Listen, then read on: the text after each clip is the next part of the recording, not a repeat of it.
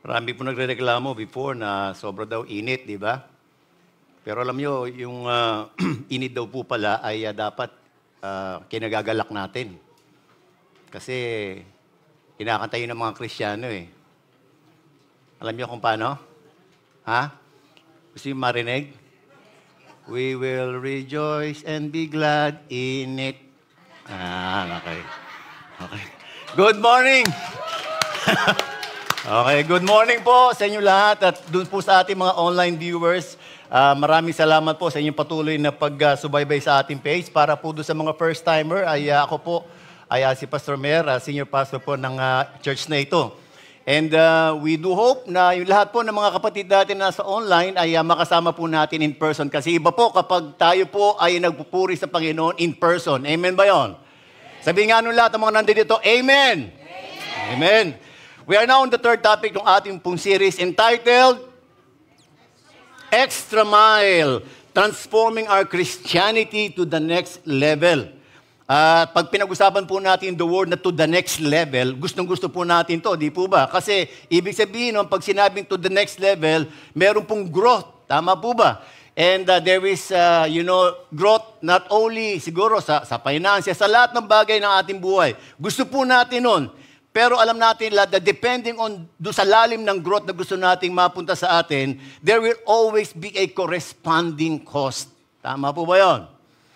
Now, in the past 2 Sundays, ay na-discuss po natin dalawang deeper application ng 2 biblical passages na pinag-aralan po natin at nakita po natin doon sa dalawang topic na diniscuss natin that it is very necessary for us not only to know the Word of God but also to understand the Word of God and to apply it in our lives. No? Sabi nga po ni Pastor MJ nung last Sunday, the Word should manifest in our works. At sa ating pong ginagalawan sa mundo today, alam po natin lahat that kinakailangan nyo daw pong ating mga pananampalataya should become authentic. We should live out our faith authentically kasi dapat daw po yung ating mga buhay ay mag-impact doon sa mga lives ng mga tao positively. Now, ito po yung purpose din ng ating mga series kung bakit nagkakaroon po tayo nito. No? Not only for us to learn individually, but as we learn and apply all those things na napag-aaralan po natin, hinahanga din po natin na ito pong ating natutunan na maging kultura ng ating church. Amen ba yun? Gusto ba natin maging kultura yung extra mile sa ating church? Of course, amen. No? Okay, to start with, alam niyo naman siguro yun, ano? Ayan. Meron kayo niyan? Meron kayo niyan, ano? I remember an incident, mga kapatid. 4 years old pa lamang po si Paul, no? During that time. At wala pa po siyang kalaro during that time, no? And he was alone in the living room. At nakita po niya yan, yung outlet na yan. Nagkataon naman, meron po siyang hawak na tinidor. No, ayan. No, parang nababasa ko na nalalaman nyo na kung anong susunod na mangyayari. No po ba? And siguro, na-curious siya doon sa may butas. No? Sa may butas. So, ang ginawa po niya ay ipinasok niya yung tinidor doon sa may butas. Okay? Now, at that time, papalabas na po ko yung galing ng kwarto. No? And what do you think happened? Okay. Tumilapon po yung tinidor. Now, ako kasi nag-aral ako ng electricity at yung pong electricity pala, merong pahigop yan at saka merong palabas. Buti na lang, nataunan niya na yung electricity during that time, papalabas. Kaya tumilapon siya. Kasi kung hindi, kung pahigop, ihigupin po siya noon. Makukuryente siya. No? So, tumilapon. Now, it was his first time na ma-experience po yun. At dati po kasi, siguro yung tingin niya doon sa may outlet, wala namang danger. Diba? At okay lang naman na ipasok yung tinidor. But, his perception doon sa may outlet ay nabago. After niya ma-experience yung bagay na yon. Now, on my part, hindi ko po gagawin yon. Tama po ba? Why? Because my memories tells me that it is dangerous to play with electricity. Tama po ba? At yun po yung difference namin, pinag-usapan namin yung pagtingin namin doon sa may outlet. Doon lamang po nagkaiba kasi si Paul, wala pa po siyang memories na kung saan nakita niya na hindi pala dapat paglaruan ang electricity. Now, growing up, naisip ko lang, importante ba at nakakatulong ba yung mga past memories natin na naka-store sa ating mga mind and heart para maging tama palagi yung ating perception sa lahat ng situation sa buhay natin? Yes or no? Okay. Ang answer po dyan ay yes and no. Okay? I have read a quotation that goes like this. Sabi po ni Stephen Covey, each of us tend to think we see things as they are, that we are objective. But this is not the case. We see the world not as it is, but as we are. Or as we are conditioned to see it.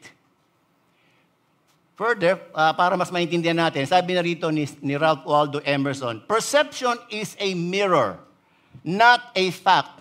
And what I look on is my state of mind reflected outward. So ano po ibig sabihin dito mga kapatid? Maliwanag na yung pagtingin pala natin sa mga sitwasyon, sa mga bagay sa ating buhay, has a lot to do with the stored memories that we have inside of us. We see things as we are inside. It's the one thing, it's the inside memories that, determines kung ano daw po yung magiging pagtingin natin doon sa mga bagay-bagay sa paligid natin. Do you get me? Nakukuha niyo po ba ako yung gusto kong sabihin sa inyo? Ha? Kung hindi, uwi na lang tayo. No? Okay. So, yung tanong ko po kanina, kung nakakatulong ba yung mga stored memories natin na maging tama yung perception natin, number one, it is yes. So long that what was stored in our memories are all true, good, noble, holy, praiseworthy. No? In other words, kapag pure ang ating conscience, kapag pure ang ating minds at walang bahid ng karumihan. Now, anybody of you here who has that kind of mind here? Yung walang bahid ng karumihan, yung kanilang kaisipan? Wala. Lahat naman tayo mayroong bahid ng karumihan. Tama po ba? Now, on the other hand, which I believe is more realistic, besides the fact na hindi naman tayo ganun kaingat kung ano yung mga inputs na ini-store natin sa ating memories dahil hindi natin ito intentionally nasasala kung pangit man o maganda. Besides that, corrupted po yung mind natin nung pinanganak tayo dahil meron po tayong sinful nature in us. Tama po ba? And so, what do we expect? Kapag corrupted, sinful yung ating pong kaisipan, yung stored memories natin, dahil hindi maganda po yung stored memories natin, we see things in a darker way. At hindi po natin nakikita kung ano daw po yung dapat nating makita doon sa ating mga surroundings. No? We think we see rightly, but we do not, but because our perception of things were somehow corrupted by the corrupted memories we have. Okay, to further explain to you, are you familiar with these pictures? Ano pa tawag natin dyan? Ha? Magic line, no? Yan po yung ginagamit pag pinag-usapan natin yung optical illusion, no? What is this optical illusion? Ang sabi po, yung optical illusion daw po are drawings that tricks your eyes so that what you think you see is different from what it is really there.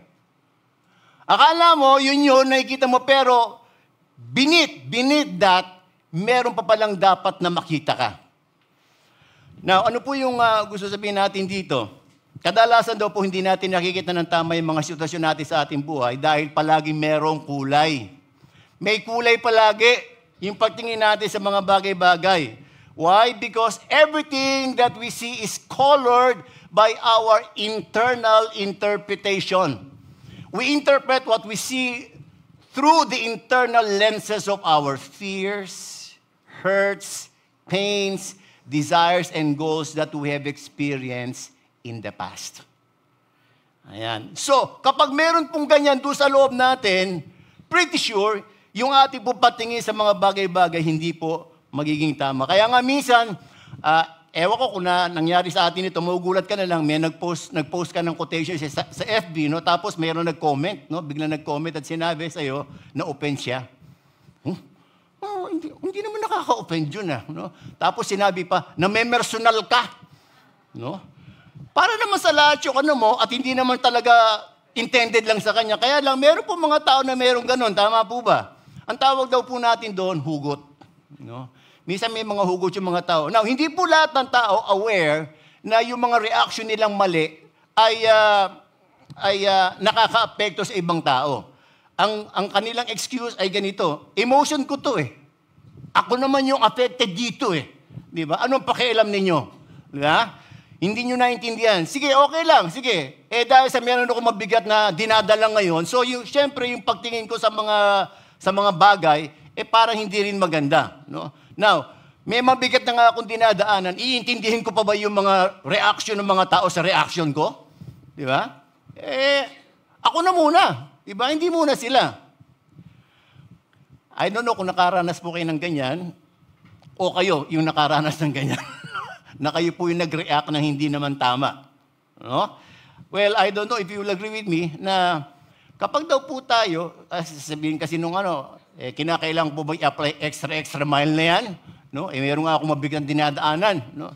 Well, in the first place, mga kapatid, sino po ba ang masasabi natin magbe-benefit una sa lahat kapag tayo po in-apply natin extra mile sa ating buhay? Sino po ba? Ibang tao o tayo? Tayo. Tama po ba? Lahat po tayo merong hugot eh. At iba-iba nga lang yung mga style natin. Ang tanong lang, magkaan bang dalhin yung mga hugot sa buhay natin? Hindi. Kaya nga sinabi kanina, mabigat eh. Now, ang tanong po natin, gusto ba natin matanggal yung mga hugot na yan sa puso natin? Para pag tumingin tayo sa mga bagay-bagay, maayos. Gusto po ba natin yan?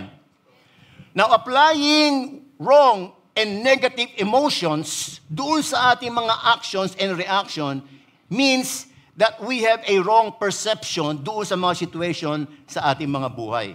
And wrong perception and action displays a kind of character that is not of Christ. No? So ano ba ang dapat na unang baguhin natin? Yung perception ba? O yung stored emotion natin? Ano sa palagay nyo? Ha? Okay. Yan po yung ating tatalakayin ngayon. And ang goal po natin, mga kapatid, sa araw nito is to perceive things rightly. Because to perceive things rightly is to see things from the lens of God. In other words, we see things as God sees it. Now, ang tanong po, paano ba yan? No? Posible po ba, no, na magkaroon tayo ng lens of God in perceiving our situation? Posible po ba? Tanungin niyo ako, posible ba? Ewan ko sa inyo. Okay. Okay. Now, yan po i-discuss natin, mga kapatid, how to see things from the lens of God. No? Now, I want to reiterate that yun daw po mga beliefs natin at saka strong will natin will never be enough to have a perception like that of God. Ang importante daw po natin na makita ngayon ay yung magkaroon tayo ng consistency in doing what needs to be done. At yun po yung ating tatalakayan in detail. No? And so the title ng aking pong message ngayon is this. Complete the statement. To see is to? Believe. Yeah. Okay. Pero kulang yan. Ito yan. To see rightly is to live wisely. You want to live wisely? We need to see rightly. Basahin po natin yung passage natin from Luke 11:33 to 36. Basahin po nakikita niyo po ba? Okay, sabay-sabay po tayo. 1, 2, 3, go!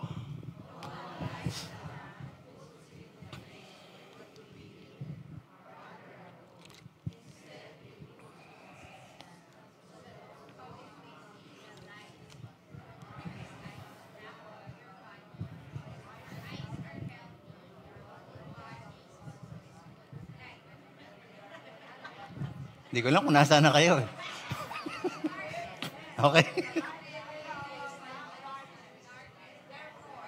Therefore, if your whole body is full of light and no part of it dark, it will be just as full of light as when a lamp shines its light on you. Manalangin po tayo. Manaming sa langit, we pray that you will grant us that reverence for your word and allow the light of your word, Lord, to penetrate into the deep recesses of our soul and spirit, that we may be able to get, Lord, what you would want us to get this morning. This is our prayer in Jesus' name. Amen. Now, we will notice that the word light was mentioned many times in this verse. Mga kapatid, puro light. Now, ito pong, it is very interesting to know that yung pong Greek word na ginamit po sa iba't ibang light na yan ay iba-iba po. At iba-iba rin po yung kanilang part of speech. Meron diyang noun, meron diyang verb, at meron din diyang adjective. No? Now, as we go on, mga kapatid, ay gusto ko munang tingnan natin yung historical background nito nung ating binabasa. No? Ang author po nito ay wala ba kundi si Luke, and si Luke po ay companion ni Paul in his missionary journey. No? Ang audience po niya rito, ba't nagaganyan yung audience ko?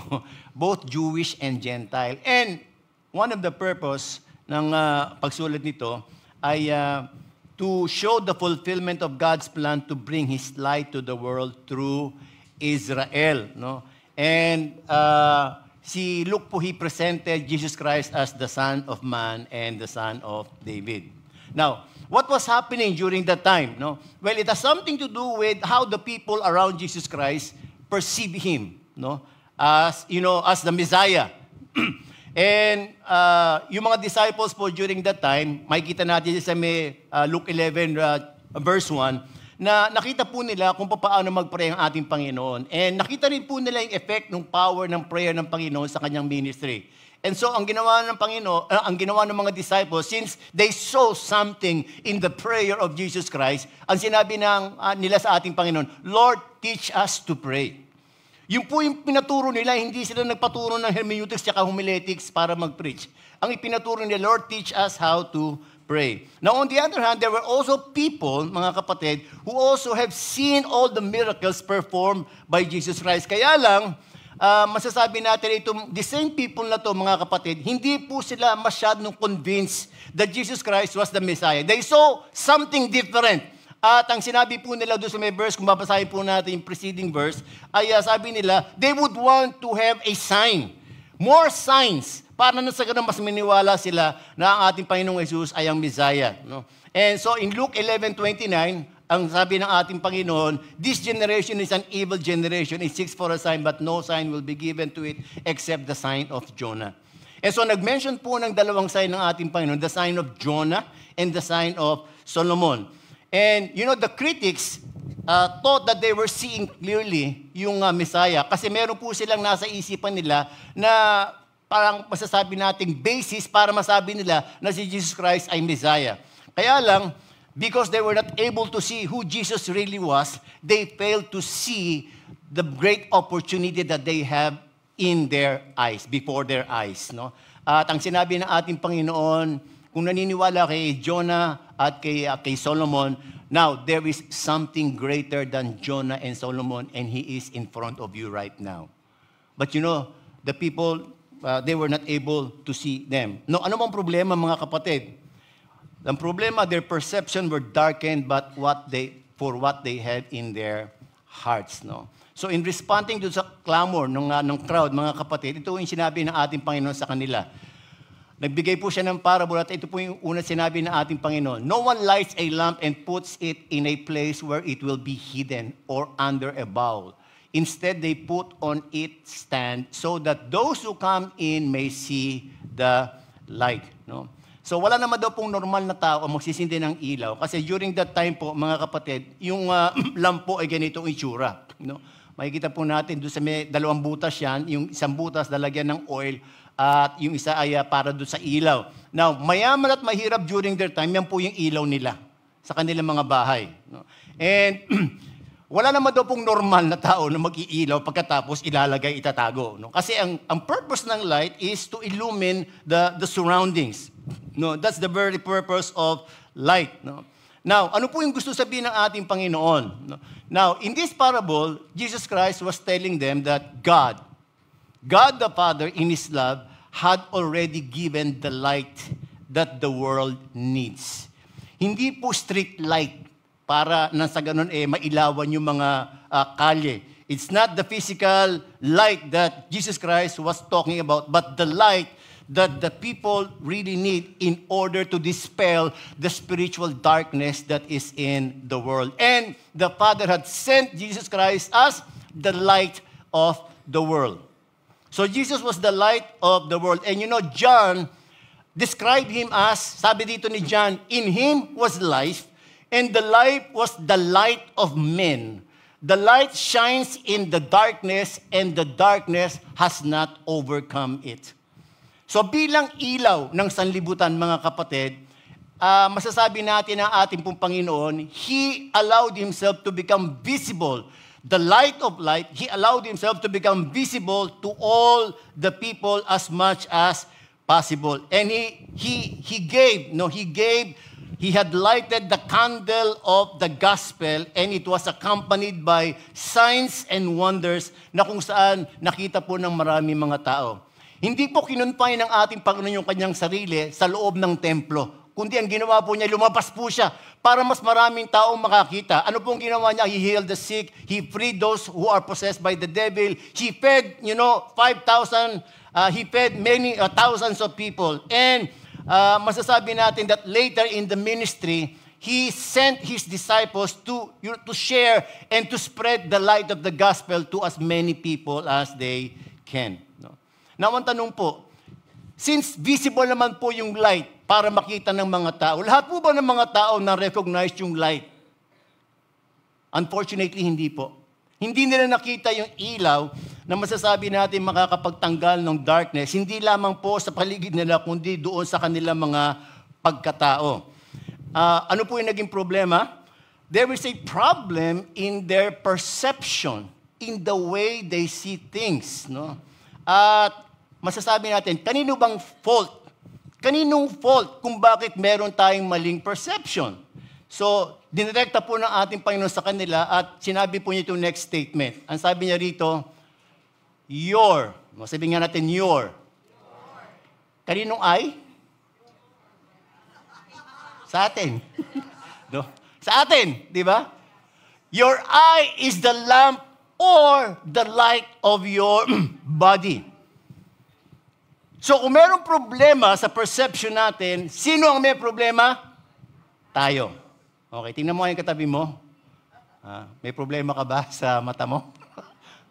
Okay. Okay.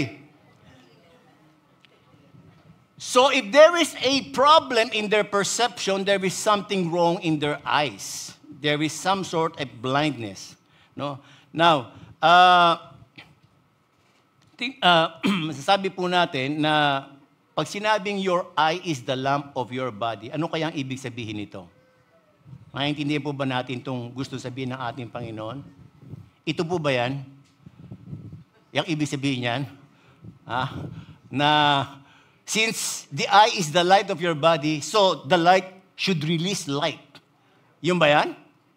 Hindi po yan ang ibig sabihin yan. No? Sino ba yan? Okay, Cyclops. Okay. Now, let's start by defining the purpose of the eye. Okay? Let's start it. No? Now, ano po ang purpose ng eye, ng ating mata? Para makakita. Tama po ba? Okay. Para makita natin yung dinadaanan natin, para makita natin hinahanap natin. Ano? Ang hirap po mabuhay nang wala kang pagtingin. Tama po ba? Ang hirap nun. Now, paano ba nag-ooperate ang eye? Ang eye daw po kapag meron tayong nakitang ganyan, yung pong nakita niya na object, it will be converted into a signal sa brain natin. No? At yung brain natin will send the signal that the eye saw into the body so that the body will react with a corresponding action. Galing, di ba? Biro mo yun, yung nakita ko na yan, i-interpret ng ano yan, ng eye, tapos magsisend siya ng signal sa brain natin. Now, ito po yung problema. Pag ako nakakita ng isang bagay, pagkatapos, mali yung aking pagtingin, ano mangyayari? It will send a wrong signal sa ating brain. And then the brain will send a wrong signal sa ating mga body. And so if the wrong signal is received by the body will do the wrong action. So ganun, matindi ang ginawa ng Panginoon sa ating mga mata, mga kapatid. No? So the action of the body really depends on whether the eye has done its function well. Tama po ba? Ulitin ko, the action of the body really depends on whether the eyes have done its function well, and that is to see rightly.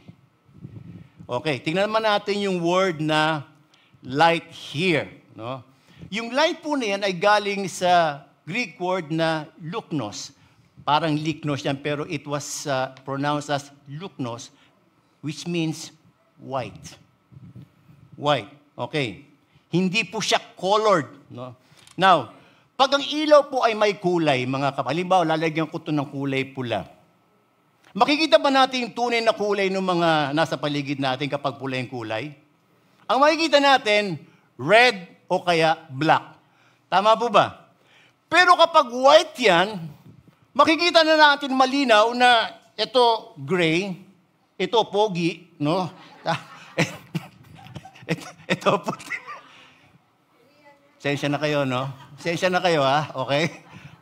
Ako nandito. Okay.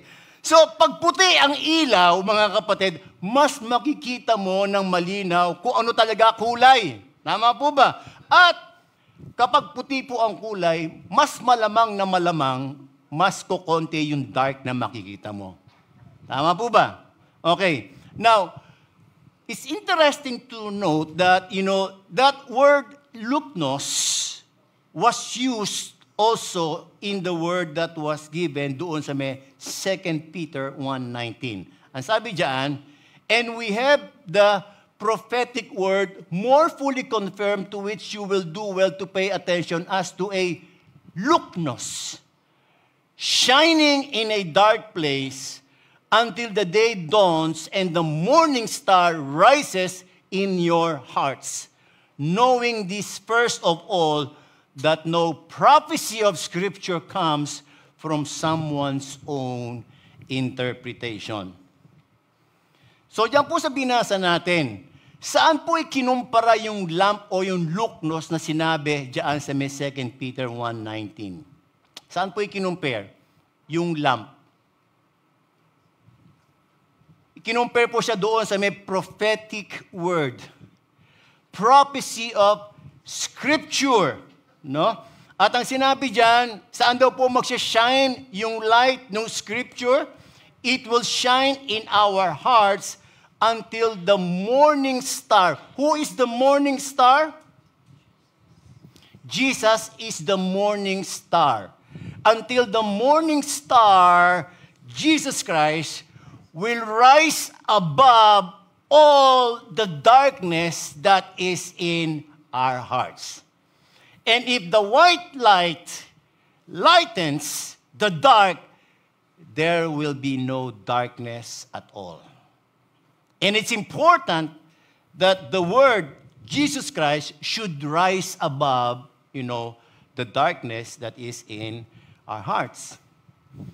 So if I will, sabihin natin, translate kung iano ko po yung meaning ng your eye is the light of your body. Ito po yung ating magiging statement. Your sight, your eyes, will be used to bring in the white light, the Word of God, to shine in your darkened heart until such time that the morning star will rise above all the darkness that is in there. So it's not the eyes that will receive the white light. It's the eyes that will become the entry point of that prophetic word that will give light to our darkened hearts. That is what Jesus Christ wants to say. No? Now, it will not only lighten up our hearts, but it will also remove the darkness inside our hearts. Psalms 119 verses 105, sabi doon, your word is a lamp to my feet and a light to my path. Sino po iniilawan ng lamp ng salita ng Diyos? Yung mata ba? Yung paa ba? Hindi. Alam natin hindi yun. Kasi ang mangyayari niyan, yung Bible, ilalagay mo rito sa paa mo para magkaroon ng ilaw. Di ba? O kaya, ilalagay mo rito yung Bible para magkaroon. Hindi. Di ba? Tapos sa Proverbs 6:23, for the commandment is a lamp and the teaching a light. Can we see by our eyes that the light of the word is, sabihin natin, a light? Nakikita ba ng ating mata na ang scripture ay masasabi nating sino nakaka-appreciate na yung ating tinanggap ay talagang teaching na galing sa ating Panginoon, that it's a light. It's the heart. Kaya nga po sinabi sa Psalm 119 verse 130, the entrance of your words gives light. It gives understanding to the simple. So it's the word of God that, brings in the light that we need in our darkened heart. And so as we continually, allow the light of the word to lighten our darkened heart, pretty soon, the light will overshadow all the darkness. Ito yung darkness na sinasabi na, ito yung ating mga itinatago mga negative emotions. And then, as the light overshadows all the darkness, then our perception will change doon sa ating situation. Tama po ba, mga kapatid? Do you agree? So the eyes will only serve as the entry point. It's not the eye that will provide the white light, but the word, the light of life, and it will provide the white light to shine first in our hearts. As our hearts are lightened up by the word of God, and all the darkness caused by the negative experiences we allow to enter in our hearts, it will all be dispelled, and it will cause our sight to become the kind of sight that God wants. It will become the lens that God wants us to have so we can see our situation as God sees it. Now, ang tanong, madali po bang mangyari yan? Madali po ba yung sinasabi ko na we allow consistently yung the light of the Word of God to shine in our darkened hearts? Sabi ko nga kanina, it does not only take belief or sabihin natin strong will para maisagawa ito. We need consistency in doing what we ought to do. Now, since the eye is the entry point of everything that will be stored in our hearts, then it's important na sa mata pa lamang po ay ma-screen na po natin yung papasok sa ating mga puso para hindi na po madagdagan yung dark areas sa ating mga puso. Kaya anong sinabi ng ating Panginoon? When your eyes are healthy, your whole body is full of light. But when they are unhealthy, your body also is full of darkness. So, marumi na yung puso natin. Tapos, hindi pa tayo maingat doon sa pinapapasok natin sa mata natin. Ano mangyayari? It's either na yung ating puso, dahil hindi tayo maingat sa pinapapasok natin dito, it's either liliwanag siya or mas didilim. At sinabi ko, kapag madilim, lalong dumilim yung ating puso, mga kapatid, mas lalo tayo magkakaroon ng wrong perception sa situations natin.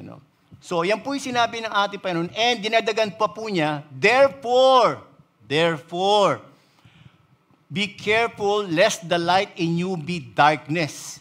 If then your whole body is full of light, having no part dark, it will be wholly bright as when a lamp with its rays gives you light.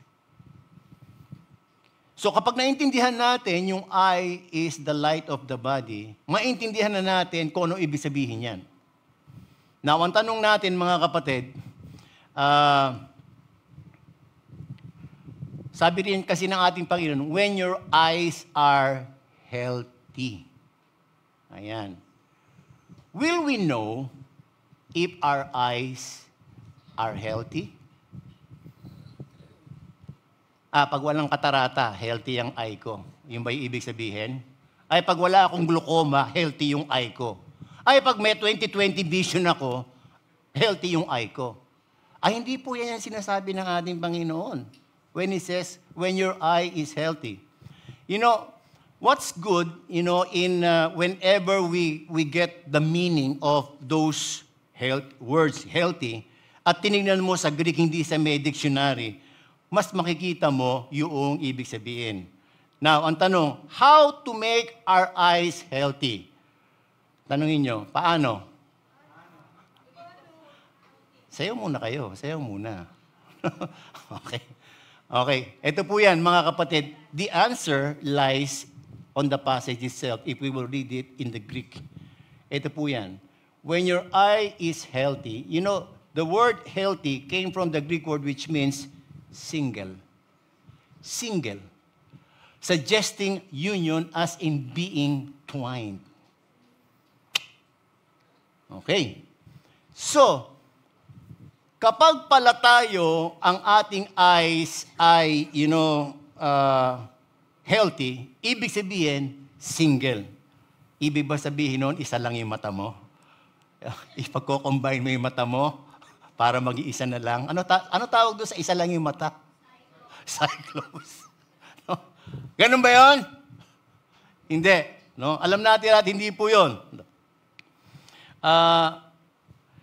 It's a good thing to note, mga kapatid, pag sinabi nating single, ang ibig pong sabihin niyan ay single in its focus. Siguro naman naranasan nyo na nakapagalimbawa, tumitingin kayo sa isang bagay, pagkatapos, halimbawa, nakatingin kayo ganyan. Halimbawa, nakatingin ako kay Jerry, pero hindi ako kay Jerry nakapokus. Nakapokus ako doon sa likod niya. Akala mo lang, uy. Di ba? Minsan, uy, ano ba? Parang yung yung malayo ang tingin. Wala namang tinitignan. Di ba? Minsan ganun tayo, di ba? Bakit? Walang focus. No? Hindi directed into something intentional yung tinitignan natin. So, ang sinasuggest po dito na ating Panginoon, in order for our eyes to be healthy, kailangan meron pong focus. Now, para mas matulungan po tayo, para malaman po natin yung singleness of focus o singleness of the eye, tingnan po natin, kasi alam niyo po itong passage na to has parang cross-reference sa Matthew, Matthew 6. At mas maintindihan po natin yung ibig sabihin ng singleness of eyes pag nakita po natin kasi makikita po natin yung cross-reference ito sa Matthew 6:22-23. Yung the same passage na kapag ang iyong eyes ay healthy, it will, sabihin natin, magiging full of light ang body mo. Kaya lang, ang nakaka-interesting dito mga kapatid ay yung verses before and after the passage that tells that if your eyes is healthy. At ito po yun. Matthew 6:19-21, nakalagay dyan, do not lay up for yourself treasures on earth where moth and rust destroy and where thieves break in and steal. But lay up for yourselves treasures in heaven where neither moth nor rust destroys and where thieves do not break in and steal. For where your treasure is, there your heart will be also.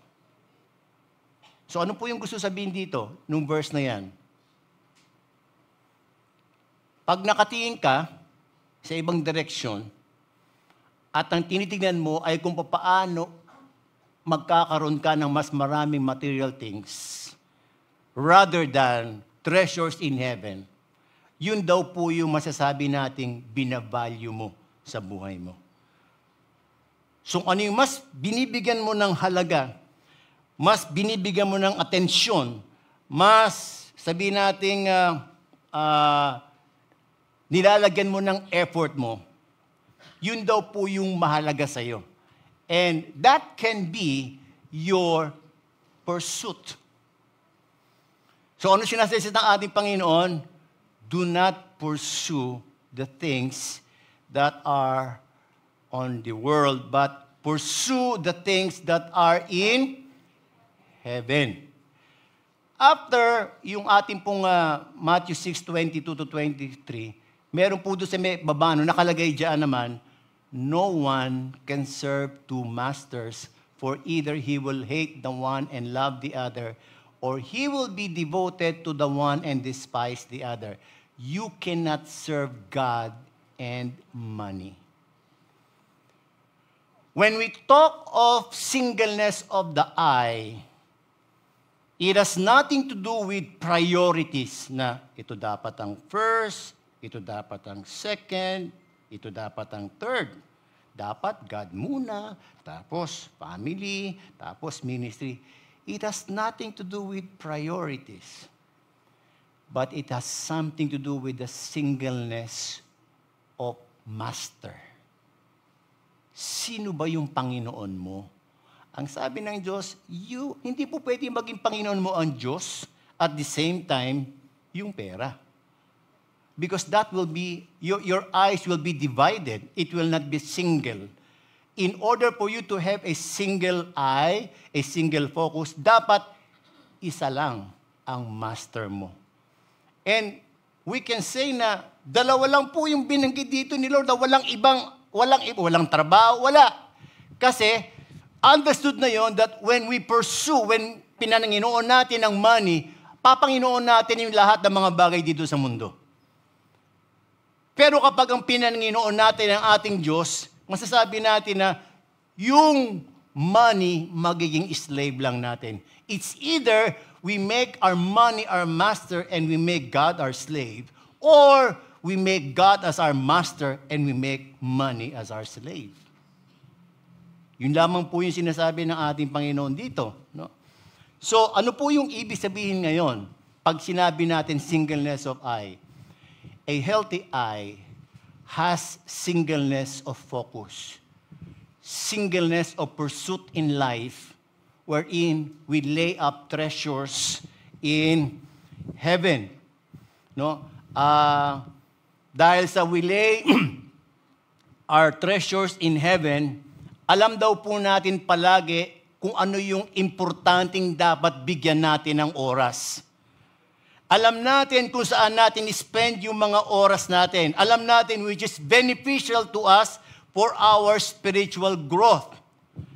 Alam natin kung ano yung lugar na pupuntahan natin. Everything that we do should lead, in the fulfillment of our extension of the kingdom of God in our lives. Now, hindi naman sinasabi dito na nasa church na lang kayo palagi. Hindi po. Kahit po nasaan tayo mga kapatid, dapat daw po, kung ang ating pursuit ay laying up treasures in heaven, alam natin yung mga pipiliin natin na gagawin, alam natin yung mga bagay na kung saan natin i-spend yung oras natin, at alam natin, kahit na nasa may trabaho tayo, alam natin kung paano natin may incorporate yung ating pagiging Kristiyano doon sa ating mga ginagawa. Ang sagot lamang po rito mga kapatid ay intentionality. Intentionality. Everything is, everything is permissible, but not everything is beneficial. Ano ba yung mga bagay na alam ko makadadagdag sa aking paglago, sa aking spiritual growth? We can choose to do that kahit wala po tayo sa loob ng church. Okay? Next, singleness of master. Ibig sabihin, pursuing God, not the material things in this world. No? Ibig sabihin din daw po nito, we know whom we are accountable with.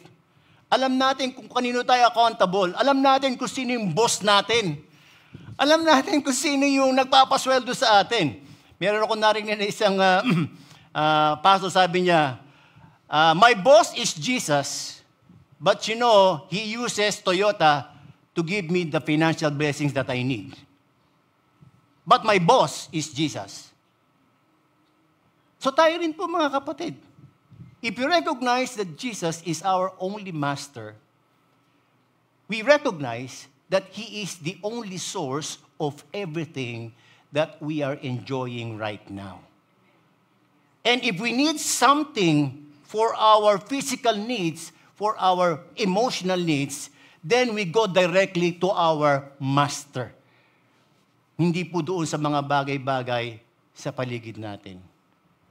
Naiintindihan po natin yung ibig sabihin ng singleness of master?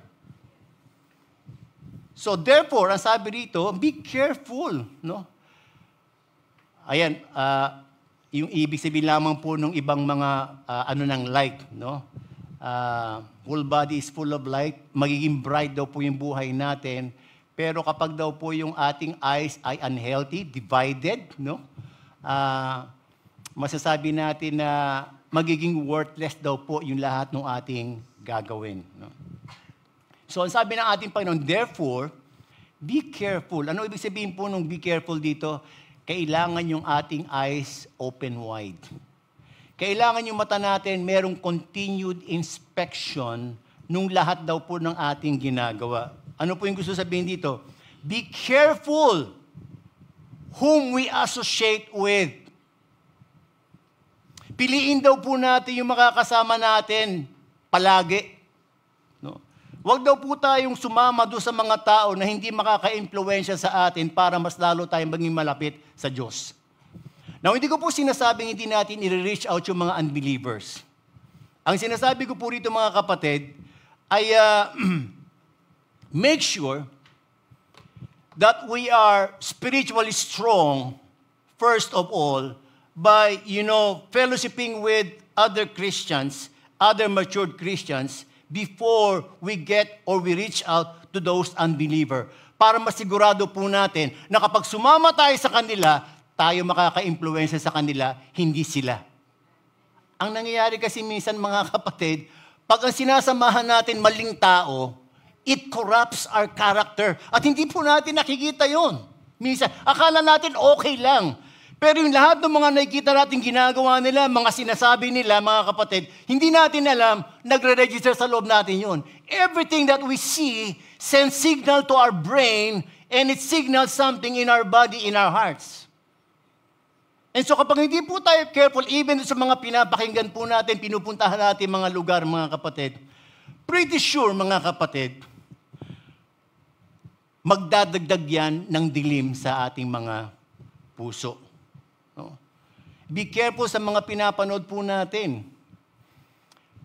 How many hours do we spend watching? No? Lahat daw po ng mga pinapanood natin, whatever that is, it will send signal. At kapag masyado emotional pa po yung ating mga pinapanood, mga kapatid, the emotions will be sent doon sa ating puso. No? Kaya minsan, hindi ko alam kung bakit gustong-gusto ng mga tao yung telenovela. Sino ba yung mas gustong-gusto sa mga telenovela? Mga babae o mga lalaki? Ayan! Ayan, kita mo yan, no? Dapat di ka ganyan.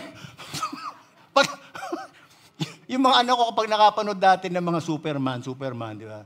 Ang gagawin yan, magsusuot ng Superman, parang sila yung Superman. Minsan natatawa tayo, pero minsan mga kababayan, parang ganun tayo di ba?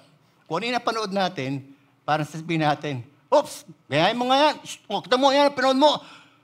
Parang, ang nangyayari na po sa atin, gusto natin na mai-apply yung napanood natin, hindi sa atin, doon sa mga tao sa paligid natin. Di ba? Amen ba yan? Kasi po lahat ng mga pinapanood natin, merong attached emotion dyan At minsan, dahil meron ka ritong galit o inis, tapos nakapanood ng isang tao na kinakawawa, di ba? Lalo nagaan yung mo Tapos, parang sila yung nandun sa may parang hindi movie yung pinapanood nila. Yan, sige, buti ka, sige. Ako, pag ako nanonood ng sine, palagi kong nasa utak ko, hindi yan totoo At i-imagine ko yung mga camera kung saan nakalagay yung camera. Hindi ko. Pero yung iba parang sobrang engaged. No? Masyadong engaged. Napapaiyak pa. Di ba? Next, be very careful where we spend the very first hour after we wake up in the morning. Very crucial po kung ano po yung gagawin natin the very first time na tayo po ay gumising. Ano ba yung unang nagiging inputs natin sa ating brain pagkagising natin? Alam niyo po, ako nagpapasalamat ako sa Panginoon. Dati kasi sinasabi ng mga anak ko, nagpe-pray po ako, no? Of course, hindi naman nawawala sa atin. Kaya lang, to spend quality time with God during quiet moments of your life. Dati po, hindi ko na masyado nagagawa yun eh. Minsan in-excuse ng marami, masyadong busy for the kingdom. At hindi po nagkaroon ng time sa king. Di ba? So alam niyo po, lately, the past months, nagagawa ko na po uli. Very first thing in the morning, I will allow myself to be, enlightened by the Word of God. Meron po kasi akong app doon sa akin cellphone. So after I have surrendered myself to God, makikinig po ako ng salita ng Diyos. And I will allow the Word of God, ang sinasabi ko, Lord, allow your Word to be the light in my heart, that you may be able to transform it, to change anything that you can change. And then after that, mga kapatid, magpapatugtog ako ng mga Christian songs. So habang gumagawa po ako ng mga gawaing bahay, meron akong, something that I have, intentionally being, yung input ko sa akin. And when we do that intentionally and consistently, mga kapatid, minsan, parang halimbawa, puyat ka sa gabi, parang hirap, di ba? Minsan, meron pa kaming dawn prayer eh. Yung dawn prayer, 5:00. So kung 5:00 yung dawn prayer, dapat gigising ka na mas maaga sa 5:00. Di ba? Pero alam niyo, sabi ko nga kanina, kung gusto natin ng growth sa ating buhay, kung gusto natin ma-apply yung extra mile, may corresponding cost po yan eh. May corresponding sacrifice yan. And when you do that sacrifice, mga kapatid, sino muna magbe-benefit? Tayo. Ako. Nag-benefit po ako doon, mga kapatid. No? It's a discipline that we need to embrace if we want our perception to be right. Alam niyo po ba kapag pangit daw po perception natin sa mga bagay-bagay, nakaka-apekto din sa mukha ninyo. Nagiging pangit din tayo. Tama po ba yon? True, di ba? Pero kapag maayos ang perception natin, mga kapatid, ano sa palagay niyo mangyayari sa mukha natin? Kanina nga may nagsabi sa akin, Pastor, lalo kang pupoging ngayon.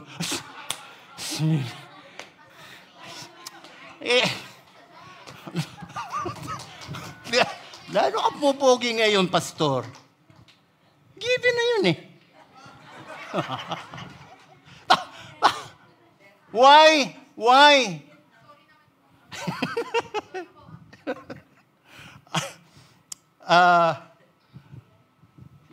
Kasi alam niyo mga kapatid, bukod sa umaayos yung pagtingin natin sa mga bagay-bagay kapag consistently yung input natin sa umaga pa lang maayos, umaayos din yung mukha natin. Amen ba yun? Tingnan mo nga yung mukha nung katabi mo kung maayos. Now, ang tanong ko po mga kapatid, ito.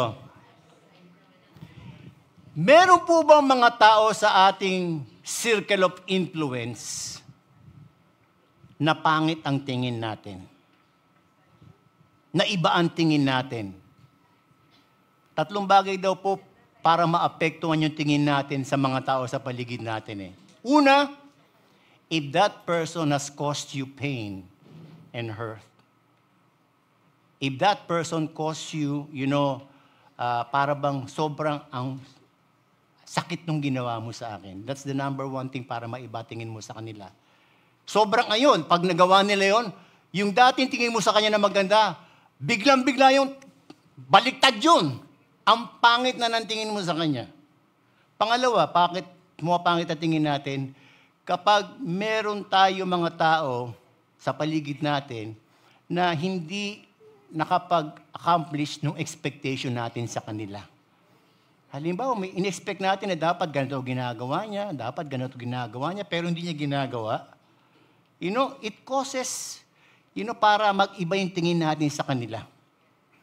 And pangatlo, naiiba ang tingin natin sa mga tao sa paligid natin. Kapag meron tayong unang narinig na negative comment against that person at pinakinggan natin. Tama po ba yon? Guilty po ba tayo doon? At minsan marinig pa natin nagsabi sa atin, kilala ko yan. Kung meron nakakilala dyan, ako. Kaya pakinggan mo ko. Alam mo, dati po, sinasabi ko yung word ngayon, pero ngayon masyado na maingat na ako. Ayokong sabihin yan kasi bakit? How sure am I na kilala ko nga talaga yung tao na yan? Hindi ba? Hindi mo kilala yung tao. Minsan nga, akala mo sa tao, yabang yan. Ano yan? Ganito yan. Tapos, nung nakausap mo, hindi naman pala. Kaso nakinig ka, kaya meron ka ng bias sa kanya. So, imbis na lapitan mo siya, makita mo yung magandang yan, hindi mo na and what happens kapag mali po yung tingin natin sa mga tao sa paligid natin? Ano nangyayari sa atin, mga kapatid? Hindi na natin nakikita yung magandang ginagawa nila. We will not be able to see the goodness nung kanilang buhay. Alam niyo po, nung napunta po ako sa may ICA, sabi ko kasi pag magtatrabaho ako, gusto ko sa Christian school. Para Christian lahat. No? Ay nako, yung una ko pong naging mga estudyante, February na po noon February na, natanggap pa ako sa ICA. March na yung end ng school. Okay, praise God, blessing. Akala ko blessing. Yung pala, kaya pala natanggap ako kasi yung 10 teacher, nag-resign, sumuko doon sa may klase na hinahawakan ko. Okay? So, tuwan-tuwa sila kapag lumalabas yung teacher na umiiyak. So, ang tingin sa kanila, nung lahat ng mga teachers doon, pati principal, worst class in ICA. Alam mo, 1 linggo pa lang ako. Sabi nung isa doon, sabi sa akin, nakati-4 pa Nakapato yung paado sa mesilya. Masanay ka na sa amin, sir. Oo. Kala ko, blessing. Alam niyo, mabuti na lang kinausap ako ng ating Panginoon. Tinuruan ako ng ating Panginoon when He shed light in my heart. Ang sabi ko sa kanila, pasok ako minsan. Kasi pag pumapasok yung mga teacher doon, parang walang teacher na pumasok. Ikaw pa mag-good morning sa kanila. Good morning! Wala, hindi ka nila papansinin. Wala nga. Ganon. Alam niyo, nag-pray ako, sinabi ko, sabi ko sa kanila, we are praying for you. My wife and I are praying for you. And I know, kung ang tingin naman sa inyo ng ibang mga teachers, you are the worst class. I know that you have something good inside of you. Nung sinabi ko yun, mga kapatid, natulala sila.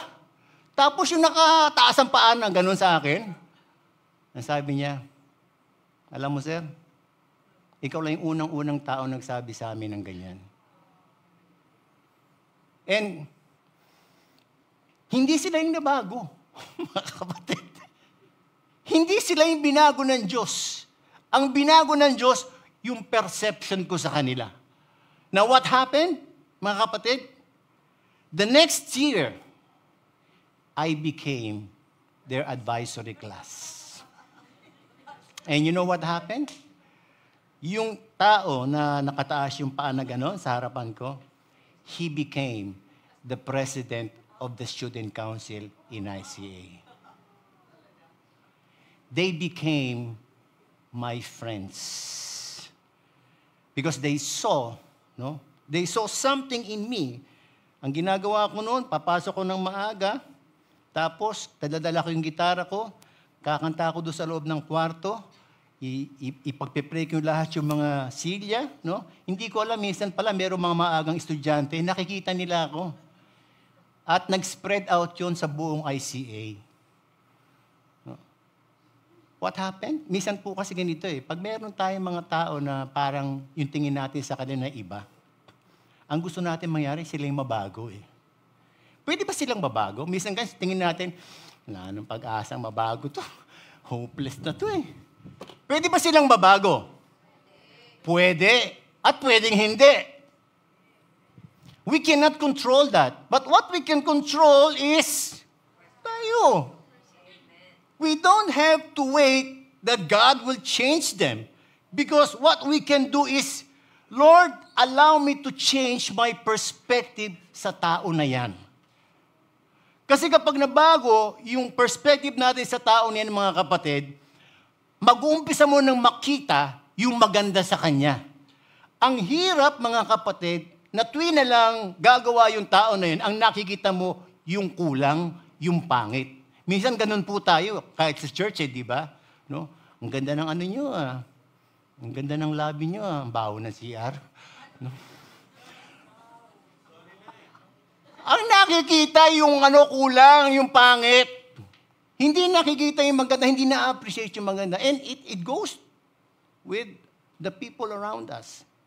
Huwag na tayo lumayo sa pamilya natin, mga kapatid. Ano ba tingin natin doon sa ating pamilya? Sa asawa natin, sa ating anak. Diba? Fed up na ba tayo? Are we giving up? Hindi po sila mababago right there and there. And so what we need to do, let's allow, the Word of God to change our hearts. Let the light of the gospel shine on us. O kaya naman you are in a situation. Baka nando kayo sa may sitwasyon na para bang feeling ninyo, Lord, para tuloy nagiging paniki kayo. No? Diba? Kapag mayroong pangit na sitwasyon, nagiging paniki daw tayo Bakit nagiging paniki? Kasi tinatanong natin, ba't ako? Ay, hindi nila nakuha. Okay. Ba't ako? Why me, Lord? Diba? Ang dami-dami naman tao dyan, ba't ako? And kapag mali daw po ang tingin natin sa may sitwasyon, we will never see the opportunity that God would want us to experience in that bad situation. But what we will be seeing is the difficulty. Opportunities are often disguised by difficulties. And if we don't have the right perception, mga kapatid, we will become bitter all of our lives looking at your bad situations as difficulties, not as opportunity. Minsan sabihin natin, Lord, tanggalin mo na ako sa ganitong sitwasyon, di ba? God will not do that. Not until we see clearly. At alam niyo, kapag ang inuna po natin, inayos natin yung ating mga puso, mga kapatid, magtataka na lang, maguguran na lang kayo. Ang makikita na po natin, mga kapatid, yung opportunities behind that bad situations that you are in right now.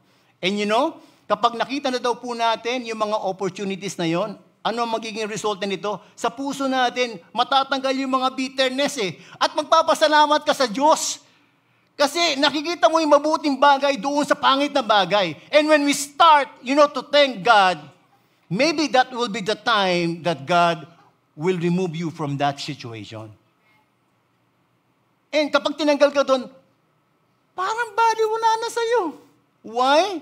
Because you are now filled with thanksgiving even in the midst of that difficulty of yours which you have perceived before. Amen ba yun? So mga kapatid, ano po yung gusto kong sabihin sa atin ngayon? We have the greatest opportunity to have the perception that God would want us to have.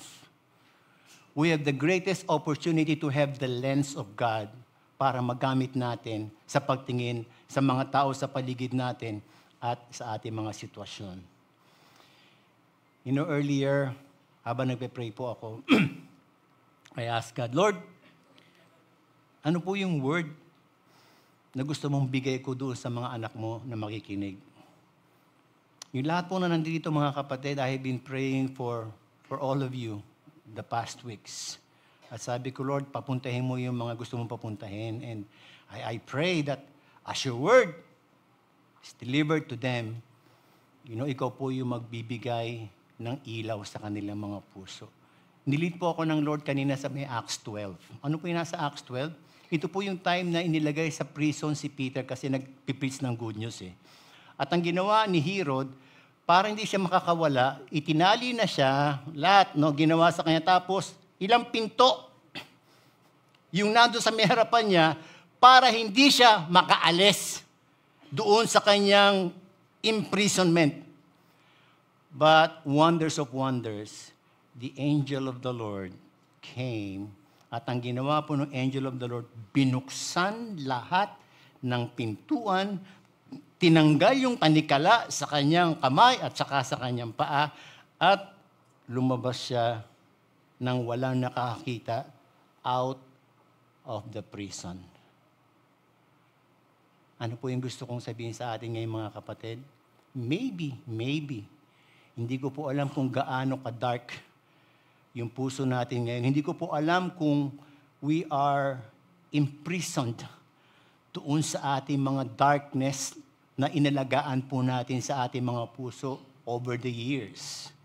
And you know what God told me earlier? He wants to deliver you from that. Pwede po tayong tumayo mga kapatid, and I invite all the praise and worship to come. Kaya bang matanggal ng Panginoon yung pangit na tingin ko sa tao? Yung pangit na tingin ko sa may sitwasyon? Kayang-kaya po mga kapatid. It all depends on us. If we are willing to let the Word of God to shine in our hearts in order to dispel this darkness. May I request every one of you to close your eyes and to bow down your heads. Kung kayo po ay nandirito at alam nyo sa puso ninyo, meron pa kayong mga bagay dito sa inyong mga puso, darkness, na kung saan nakakaapekto sa pagtingin natin sa ating mga sitwasyon at sa mga tao sa paligid natin. Or meron kayong mga tao sa inyong buhay na parang nakasakit sa inyo, nagbigay ng hapdi, nagbigay ng pain sa inyo na hindi na mabago-bago yung tingin nyo sa kanila at para bang feeling ninyo wala nang pag-asa. Well, God is telling you right now, even the darkest emotion that you have in your hearts, the light of the Word of God can dispel that darkness. And all we have to do is just to say to God, Lord, I'm surrendering these wrong emotions that I have in my heart. And I'm allowing your word, Lord, to shine on the dark emotion of mine. And I pray na hindi mo lamang po liwanagan yung aking understanding, but at the same time, Lord, you will remove any dark emotions that I have.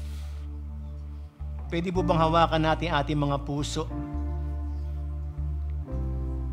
Hindi po totally matatanggal ng Panginoon yan ngayon. Pero ang sinasabi po ng ating Panginoon, if we will discipline ourselves and consistently allow the Word of God to penetrate in our hearts, pretty soon, yung pagtingin po natin sa mga tao na napapangitan na tayo sa kanila, pagtingin natin sa sitwasyon natin na sobrang pangit, it will be changed.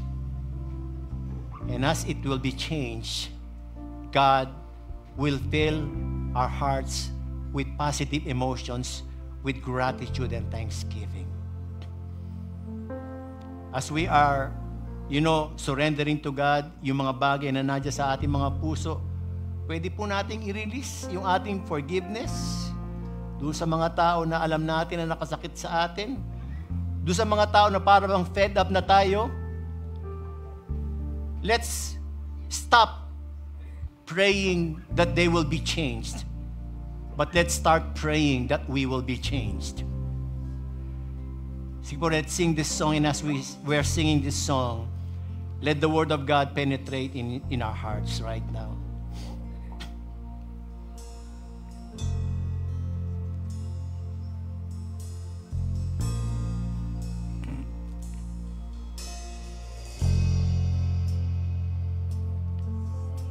The air I breathe.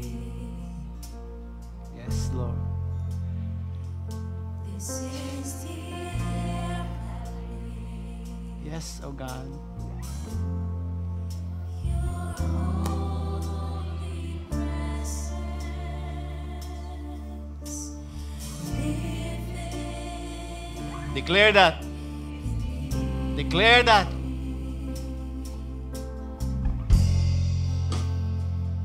This is my daily bread. Yes, oh God. This is my daily bread. Your very word, yes, spoken to me.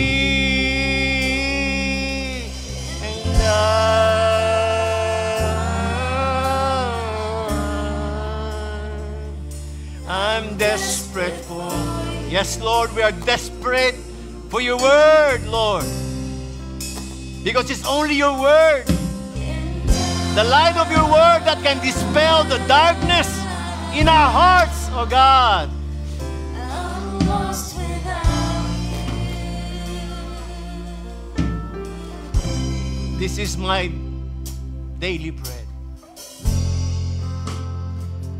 This is my daily bread. This is my daily bread. Your very word spoken to me. And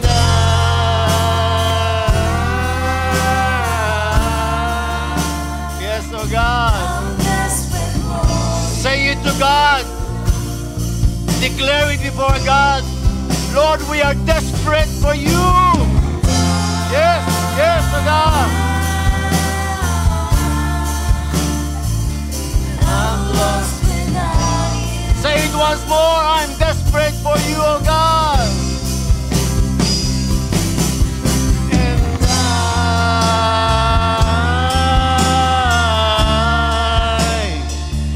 I'm desperate for you. Oh,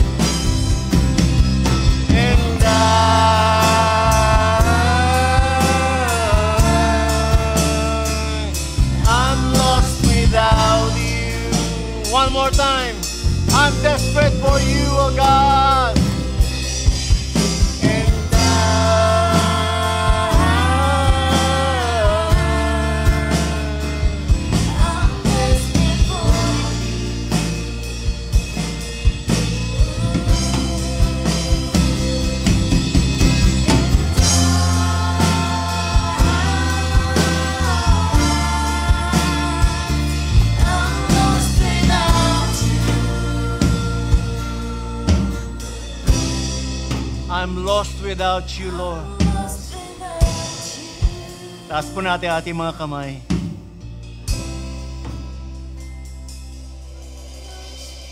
Lord, kita mo po yung kailaliman ng aming mga puso. Hindi po kami makakapagtago sa iyo, Panginoon. But Lord, we thank you because we have a God who can see beyond the physical. At kita mo, Panginoon, yung deep recesses ng aming mga puso. Kaya alam mo, Panginoon, kung paano kami pagagalingin. Panginoon, create a desperation in our hearts right now. Create a deep conviction, Panginoon, sa aming mga puso. Lord, na palagi po naming i-allow na makapasok ang salita mo, Panginoon, sa aming mga puso so that your light, the light that it brings, Panginoon, will shine in our dark heart, O God. At Lord, dalangin po namin, iparanas mo sa amin kung papaano ka magpagaling, kung papaano ka hindi lamang magliwanag sa aming mga puso, kundi mag-alis, Panginoon, ng mga hopelessness, mag-alis ng bitterness, mag-alis ng mga lahat ng negative emotions sa aming mga puso. Lord, alam po namin, it's not a one-time thing. But Lord, grant us that conviction. Lord, to have that spirit of consistency, Panginoon. Lord, every day, the very time, Panginoon, na kami gigising sa umaga, bigyan mo po kami ng malakas na conviction na unahin namin, na punuin ang aming mga puso ng salita mo, Panginoon. Whether we feel it or not, Lord, help us. Help us to consistently do that. And Lord, right now, I pray, lahat po ng mga kapatid ko na nandirito, na nakabilanggo sa mga negative emotions na to. Lord, we have promised earlier, kanina pa lamang po sa panalangin ko, Panginoon, we have already won the victory. You have already healed, O God. You have already delivered every one of them, O God.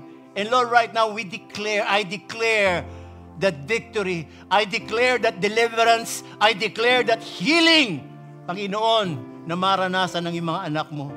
And as we are healed, Panginoon, alam po namin, nabibigyan mo po kami ng patuloy na kalakasan na gawin yung dapat po namin gawin.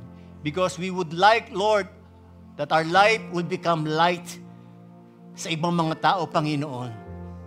We want to be a light wherein other people can see it so that they may see God in us and glorify God through our lives.